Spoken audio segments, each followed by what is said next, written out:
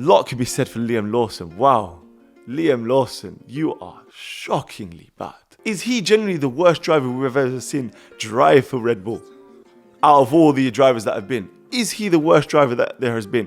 Albon wasn't that bad. Hamilton stopped Albon getting a really important victory or podium, if I remember clearly, in Brazil. Gasly wasn't even that bad. Liam Lawson, what the is going on? The Red Bull car is so difficult to drive, but seeing a Red Bull getting overtaken by a Haas feels like I'm in another dimension. Guys, I know we're going to get a couple of you supporting him. Oh, it's only the second race, 3 races, including the sprint race.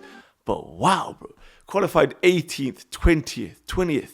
You know where 20th is? Last. Twice in a Red Bull, you're qualifying last and not even climbing up the field with the car that you have compared to those around you. I'm going to give you a bit of context with the Red Bull car. So the reason the Red Bull is so difficult to drive is Max Verstappen drives in such a specific way that Red Bull have engineered their own downfall. The quickest way to make a Formula 1 car is to make a car that is oversteery, on the nose. Max Verstappen likes his car very sharp, very on the nose, very sensitive. And what Red Bull had was a engineering path where Max Verstappen would ask for his car to become more and more and more sensitive. And they kept seeing that, oh, the more we follow this path of engineering, the faster our car goes.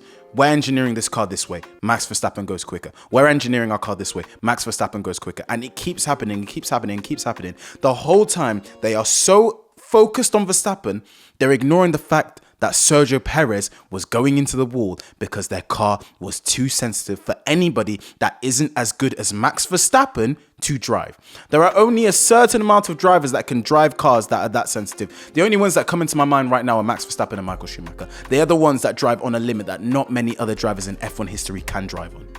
Senna as well. And they've got to the point where even Max Verstappen cannot drive that car as well as he wants to. They have engineered their own downfall. And unfortunately, Liam Lawson is just not good enough to drive that car. Christian Horner's come out and said, we're not going to make any changes to the car for Liam Lawson. Liam Lawson has to make changes in order to drive their car.